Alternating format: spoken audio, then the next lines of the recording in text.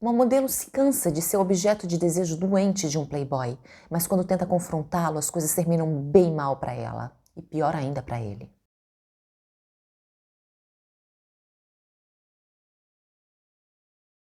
Oi gente, bem-vindos de volta à Itália, agora nos anos 80, onde Milano começou a ferver e se tornou o centro conhecido que é hoje. E ganhou também um apelido muito particular, Milano da Bere, ou seja, Milano para beber, que é uma expressão jornalística originada de uma campanha publicitária que define alguns ambientes sociais da cidade durante a década de 80. Neste período, a cidade tornou-se um centro de poder com a hegemonia do Partido Socialista Italiano, PSI, e foi uma década caracterizada pela percepção de bem-estar generalizado, pela chegada desenfreada e opulenta de classes sociais emergentes e pela imagem na moda que caracteriza a cidade até hoje. E assim, o nosso caso de hoje entrou para a história como o caso da Milano da Bere, chegando a inspirar um filme cult, Sotto il vestito niente, sob o vestido nada, contando exatamente a história de Terry Broom, que é uma das protagonistas de hoje.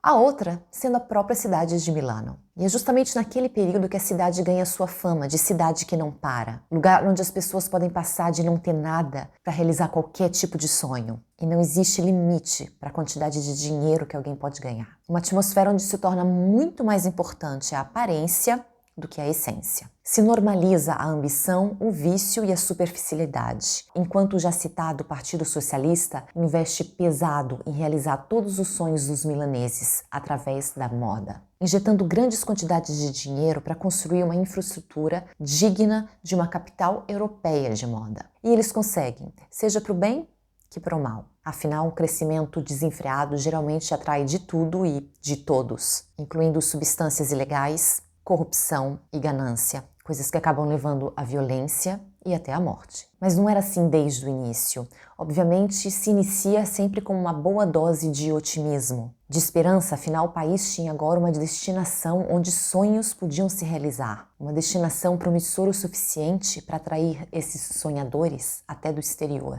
E essa era ainda a situação em 1984. E uma dessas pessoas a chegar ali cheia de sonhos era exatamente Terry. Ela, em 84, estava com 26 anos e era originária do estado de South Carolina, nos Estados Unidos. Uma das várias estrangeiras, muitas, que pouco tempo antes provavelmente não sabia dizer em que continente se encontrava a Itália. E agora estava ali, com todas as suas malas e a sua beleza estonteante, acreditando que ali ela encontraria o sucesso que ela não conseguiu na América. Afinal, era exatamente isso que tinha acontecido com a sua irmã mais velha, Donna, que com a quantidade gigante de competição não tinha alcançado o nível que ela queria como modelo no seu país, mas tinha feito grande sucesso e estava fazendo ainda muito sucesso em Milano, que era tudo que a nossa protagonista de hoje queria. Terry Broom nasceu em uma pequena cidade em South Carolina em 1958. Ela tinha cabelos vermelhados e um pouco enrolados e grandes olhos verdes. Ela era a quarta de 5 irmãs que não tiveram uma infância nem uma adolescência muito fácil. Com um pai, veterano da Guerra do Vietnã, que tinha se tornado dependente de diversas substâncias químicas, legais e não tanto. Ele também sofria de uma gravíssima forma de epilepsia e podia ser muito violento. Então a infância de Terry e das suas irmãs se caracterizou por diversas mudanças de uma base militar à outra e por um relacionamento muito difícil e quase oposto com seus pais. Ele era violento, a mãe submissa, tinha se casado com 15 anos apenas e aos olhos de Terry não tinha feito nada na vida a não ser gerar filhos, cuidar deles e obedecer ao marido. Terry então cresceu sabendo que ela queria mais para a vida dela, ela só não sabia o quê, como. Até que quando completou 18 anos, sua irmã mais velha, que eu mencionei antes, Donna, se mudou para Nova York e começou a trabalhar como modelo. Ali ela fez um considerável sucesso, mas depois se mudou para Milano e ali a sua carreira realmente decolou. Já Terry, enquanto isso, acabou onde ela mais temia, encontrou aquilo do qual ela estava fugindo, se casando aos 19 anos com um rapaz que era dependente e vendia substâncias ilegais, que depois de diversas, inúmeras visitas a clínicas de desintoxicação, todas frustradas, acabou terminando o relacionamento quando o casal tinha completado 1 ano mais ou menos. Infelizmente, não antes que Terry se envolvesse e se tornasse dependente também das tais substâncias. Mas não apenas por influência do ex-marido ou para esquecer as suas frustrações com a sua vida. Ela tinha algo muito mais profundo para querer esquecer. Quando ela tinha 16 anos de idade apenas, ela tinha sido vítima de um ataque de grupo, o que mudou para sempre a maneira como ela conduzia os seus relacionamentos. Como ela mesma disse posteriormente, ela tinha sempre uma imensa necessidade de confiar, de se apoiar em alguém. E acabava fazendo isso com qualquer pessoa, geralmente com quem não merecia. E tudo se tornava uma bola de neve, que acabava levando ela cada vez mais a usar os tais medicamentos e também atentar contra a sua própria vida, bem 5 vezes. Depois que seu casamento terminou, ela se mudou então para Nova York, seguindo os passos da irmã, mas passou os próximos 6 anos ali, entre relacionamentos superficiais e tentativas muito frustradas de se tornar alguém no mundo da moda. Então, quando chegou o ano de 1984, ela estava já com 26 anos, uma idade que ou você já se tornou alguém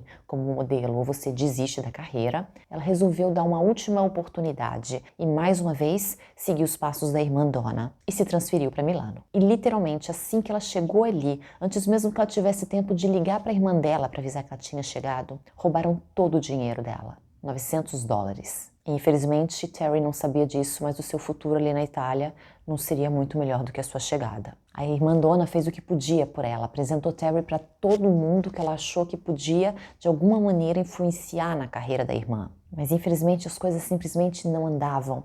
E os dias de Terry eram divididos em fazer testes e esperar pelo resultado deles. Uma eterna espera ao lado de um telefone que não tocava nunca. Como eu mencionei antes, ela não tinha exatamente a idade ideal para estar iniciando novamente do zero em um país novo. E talvez Milano não tivesse o tamanho de Nova York, mas também não dava para dizer que a competição ali não era acirrada. Então, milhares de aspirantes a modelo, assim como Terry Broom, passavam os dias fazendo repetidos testes e à noite girando de boate em boate, passando dos braços de alguém que oferece dinheiro aos braços de outro que oferece uma grande oportunidade. E com o passar das semanas e dos meses, Terry acaba esperando cada vez mais as suas tentativas diurnas e acaba investindo cada vez mais o seu tempo na vida social noturna da cidade, onde ali sim ela era requisitada, tendo entrada garantida em todos os lugares que estavam na moda. Mas ela dava, obviamente, como todas, preferência aos lugares melhores frequentados, digamos assim, por modelos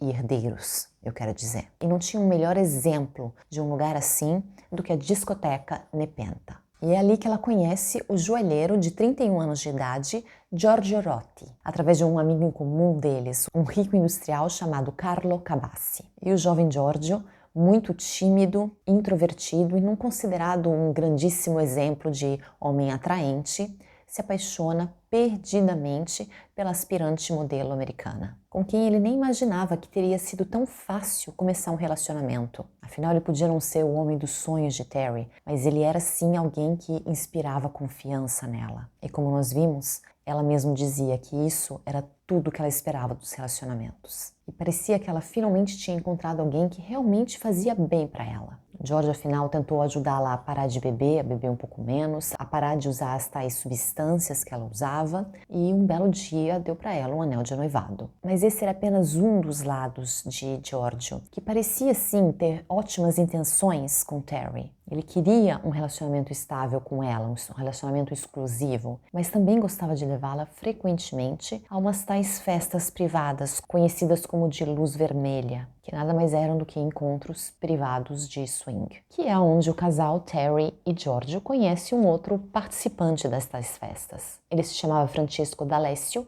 e era um grande amigo de Carlo Cabassi, o amigo em comum entre eles. Aliás, quando conhece o casal, Francesco está morando na cobertura de Carlo Cabassi, que ficava na rua Magenta, no centro de Milano. Francesco D'Alessio é filho de um advogado romano, Carlo D'Alessio, conhecido como o Rei do Galope, por ele ser o maior criador de puro sangue naquele período na Itália. Já seu filho Francesco era um ex-jogador de tênis e de rugby, e tinha sido casado com uma modelo também americana, chamada Cherry Stevens, com quem ele teve 2 filhas, mas acabou terminando o casamento, acabou se divorciando depois de tê-la acusada publicamente de ter traído ele. Mas os boatos eram de que ele tinha inventado tudo isso, que na verdade ele simplesmente não levava muito jeito para a vida de casado. E para tentar se recuperar e recomeçar, ele decide se transferir de Roma para Milano, para casa do seu amigo. E a vida dele muda completamente. Francesco se transforma no clichê do playboy que passa a noite em clubes, rodeado por mulheres, e acaba, por exemplo, perdendo até sua carteira de motorista depois da milésima vez que o seu carro termina abraçado a uma árvore. Não demora muito para que ele esteja completamente viciado em coca e em jogos clandestinos, mas principalmente em mulheres. Ou seja, a vida de alguém que não precisa trabalhar, que se sente protegido e que acredita que viver significa satisfazer cada sua vontade, inclusive a de possuir Terry Broom, que se torna sua ideia fixa desde que a conhece em uma das tais festinhas de luz vermelha. E o fato que ela não está interessada e responde até em maneira hostil aos avanços dele parece importar muito pouco para Francesco. Aliás, tem o efeito contrário, faz com que ela se torne uma obsessão, o brinquedinho que o menininho mimado não conseguiu ganhar. Até que um belo dia, numa das tais festas, numa mansão em Brianzola, a mais ou menos 50 quilômetros de Milano, Giorgio Rotti e Terry Broom têm uma violenta discussão. E ela reage para querer provocar, cedendo aos avanços de 2 participantes da festa, que começam ali uma interação. Nada de muito explícito, mais um flerte descarado do que uma própria relação física. Só que Francesco D'Alessio entende a situação e decide também participar. A ideia dele era transformar aquele trio ali num quarteto. Só que Terry, na frente de todo mundo, literalmente empurra ele. E aí ele fica com muita raiva. Mas não desiste.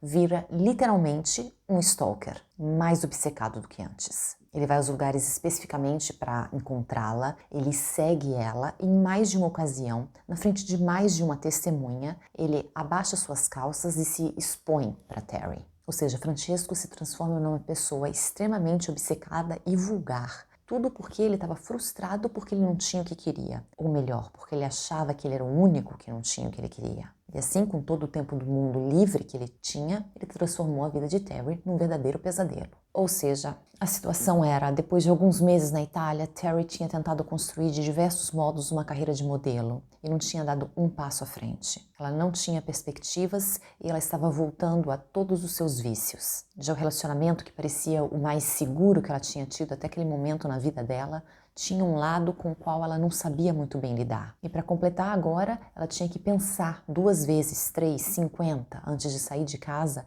porque ela estava ficando apavorada com a ideia de encontrar Francesco pela frente. Apesar de todo o apoio de Giorgio, isso não tinha nada a ver com a vida que Terry tinha sonhado para ela. Era só mais uma frustração, como seu casamento, como sua vida em Nova York. E é assim que chegamos ao dia 25 de junho de 1984, quando Terry Broom desce sozinha de um táxi na frente de um prédio na Rua Magenta, no centro de Milano.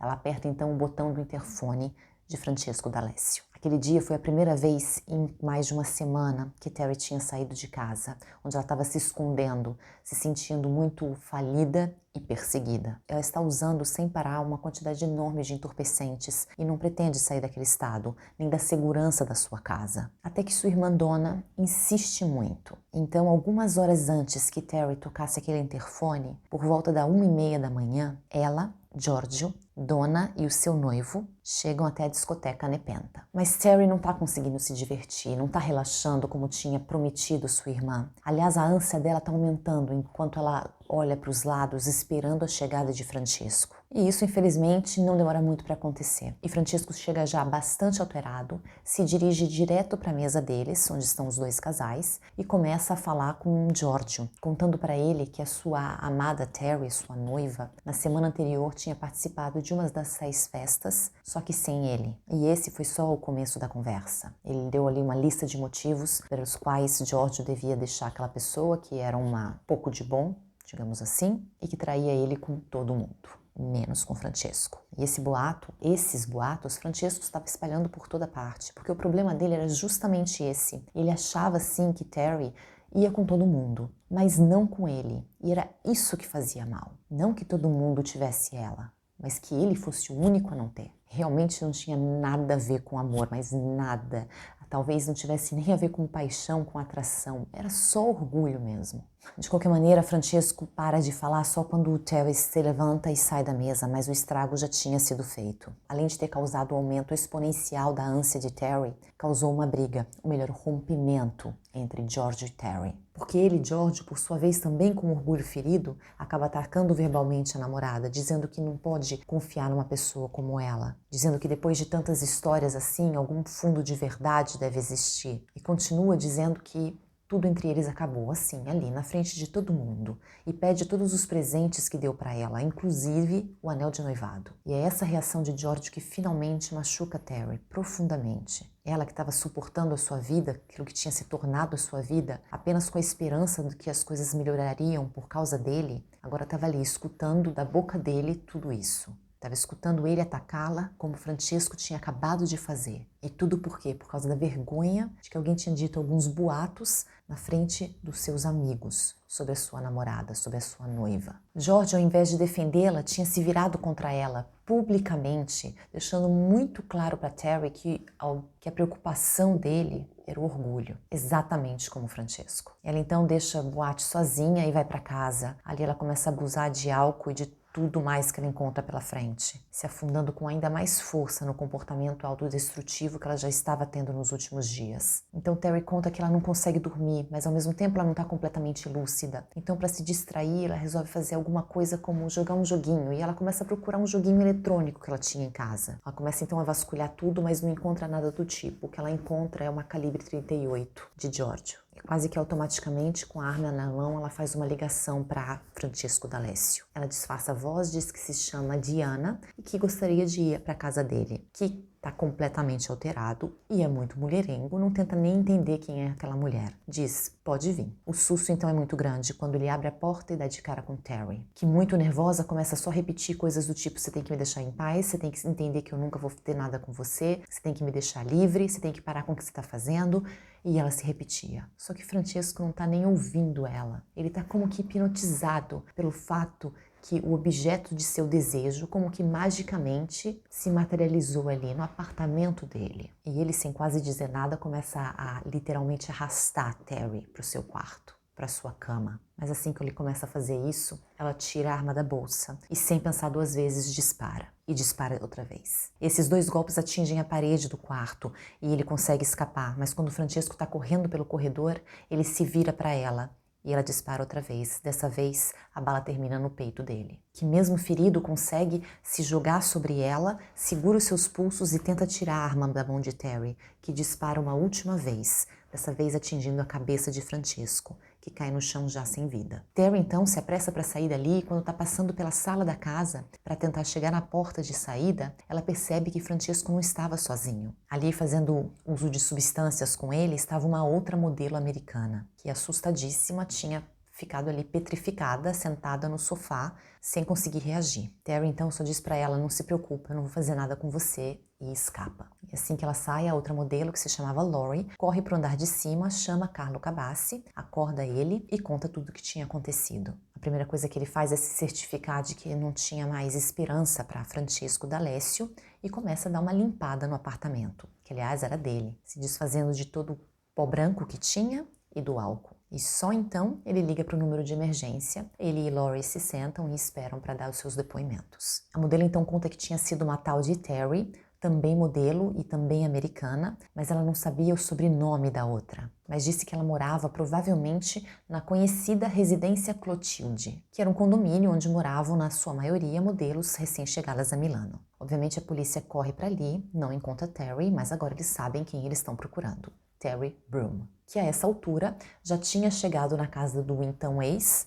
Giorgio Rotti, praticamente intimando ele a levá-la até o aeroporto. Depois que ela explica para ele o porquê dessa urgência desesperada, ele não só leva ela, como dá algum dinheiro para ela para viajar e imediatamente começa a limpar e recarregar a própria arma. E é assim que Terry, às 10h30 daquela mesma manhã, embarca em um avião com destino a Zurique, onde ela deveria fazer uma escala e embarcar então para os Estados Unidos só no dia seguinte. Só que a polícia chega antes no seu hotel e leva ela direto para a delegacia. Dali ela é levada então até a fronteira e assim que coloca os pés em território italiano, a sua prisão é oficializada. A acusação é homicídio voluntário e ela é, então, levada a depor. E ela não nega as acusações, mas ela garante que a intenção dela nunca tinha sido tirar a vida de Francesco. Ela tinha levado a arma, sim, intencionalmente, claro, mas para ameaçar ele, para que ele deixasse ela em paz, para que ele entendesse que ele tinha que parar de espalhar coisas sobre ela, porque ele estava arruinando a vida dela. Mas ela conta que ele parecia nem escutar ela, que ele estava tentando arrastar ela para a cama dele, que ele estava usando a força, e os dois então acabaram lutando, e foi só então que ela sacou a arma. Ou seja, nada de premeditado, um tiro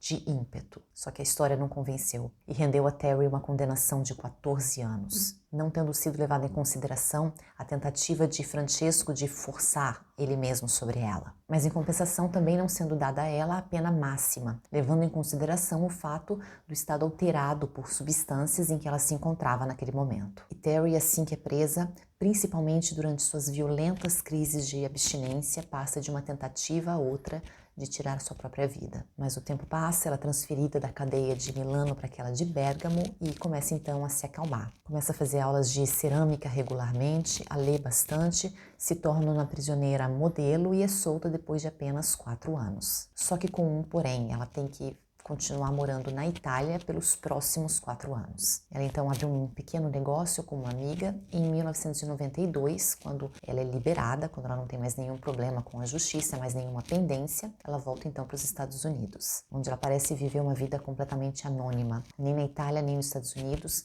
mas nenhuma notícia sobre ela ou sobre esse caso é publicada. Até que o pai de Francesco, Carlo D'Alessio, durante uma entrevista, disse que não foi Terry Broom que disparou contra o filho dele, mas deve ter sido alguns dos amigos presentes naquela discoteca no dia 25 de junho. Quem ele não sabe dizer, talvez até o próprio Giorgio Rotti. Mas o interessante é o porquê ele acredita nessa teoria. Para ele não tinha sido nada premeditado, provavelmente o filho tinha bebido um pouco demais e se tornou inconveniente, irritou alguém. Mas com certeza o culpado era um homem que usou a modelo apenas como bode expiatório. E repito, o mais interessante é o porquê dessa teoria. Porque o pai não consegue cogitar a ideia de que o filho tenha sido subjugado por uma mulher frágil e alterada. Ele termina dizendo que era óbvio que tudo aquilo que Terry contou era uma mentira, porque se seu filho tivesse, mesmo machucado, mesmo ferido, mesmo com um tiro no peito, segurado os pulsos dela para tirar a arma, seria ela que não estaria viva. Ou seja, o problema aqui também é orgulho. Mas esse caso, inundado de demonstrações de orgulho desmesurado, nunca foi reaberto. E me deixa com uma dúvida. Será que nos dias de hoje a hipótese de legítima defesa teria sido pelo menos cogitada? Obrigada.